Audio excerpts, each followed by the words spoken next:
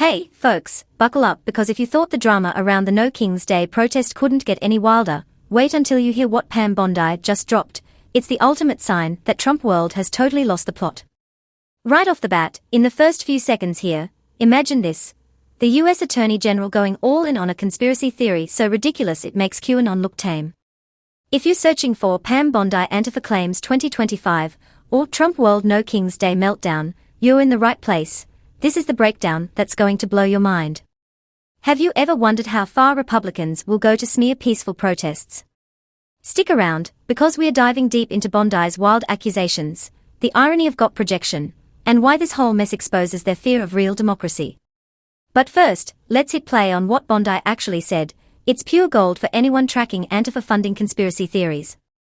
Sure, and that's one of the things about Antifa. You've heard President Trump say multiple times, they are organized, they are a criminal organization, and they're very organized. You're seeing people out there with thousands of signs that all match, pre-bought, pre-put together.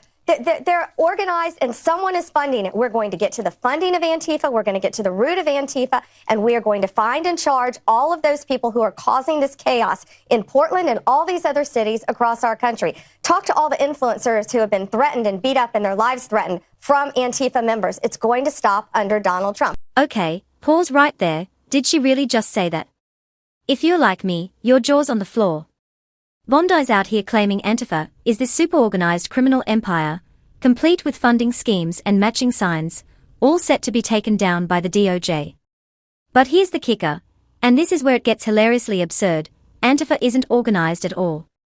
Seriously, what makes Antifa organization myths so persistent in right-wing circles? It's not a group, there's no headquarters, no membership cards, no secret handshakes. It's literally an ideology, short for anti-fascist, meaning people who oppose fascism in all its forms. And if you're railing against anti-fascists, well, doesn't that raise some serious questions about where you stand? Rhetorically speaking, if being against fascism makes you the bad guy in their eyes, what does that say about the GOP's priorities in 2025? But wait, it gets even better, or worse, depending on how you look at it. Bondi's big gotcha moment is this idea of thousands of signs that all match, pre-bought, pre-put together. Come on, really?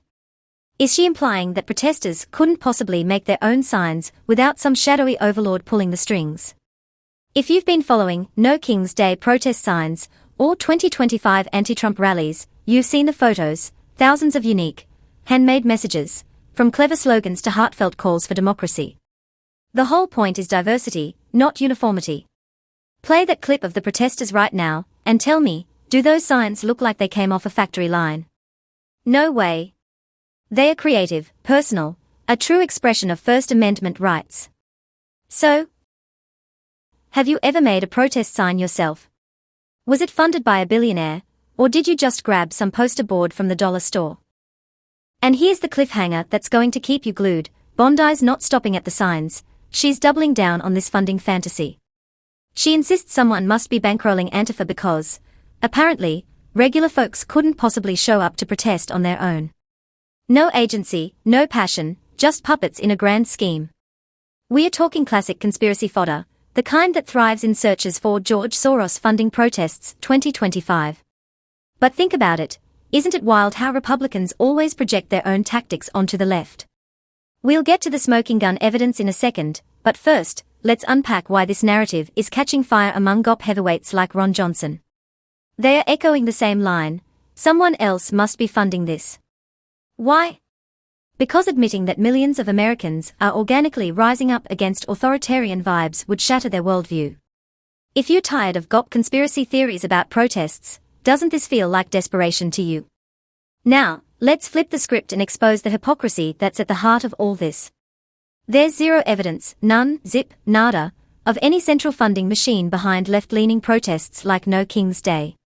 No shadowy liberal cabal writing checks for signs or travel. But here's where the irony hits like a truck. Republicans have literally admitted to doing exactly what they are accusing others of. Remember Charlie Kirk's deleted tweet from January 4, 2021? Yeah, the one that vanished but lives on in screenshots. Here it is. The historic event will likely be one of the largest and most consequential in American history. The team at Trump Students and Turning Point Action are honored to help make this happen, sending 80-plus buses full of patriots to D.C. to fight for this president. Boom, there it is. Kirk's own words, bragging about organizing and funding buses to bring patriots to D.C. for what turned into the January 6th chaos.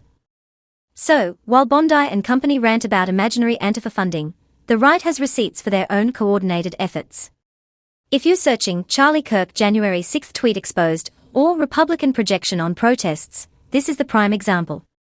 Isn't it textbook projection when the GOP accuses the left of orchestrating what they've proudly done themselves? What do you think happens when this double standard gets called out? Do they back down, or double down harder?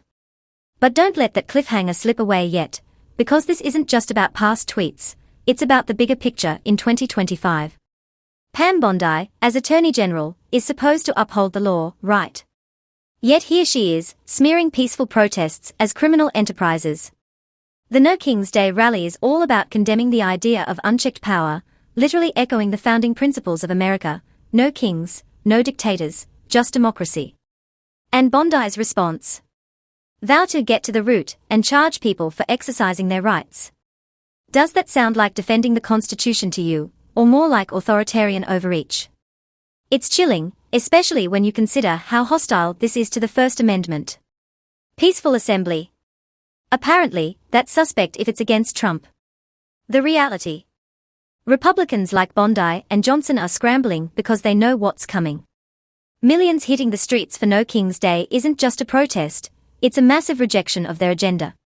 Searches for No King's Day protest turnout predictions are spiking, and for good reason. This could be one of the biggest mobilizations since 2020. They can't spin that as chaos without looking ridiculous, so they reframe it as funded criminality. But here's the thing, it's backfiring.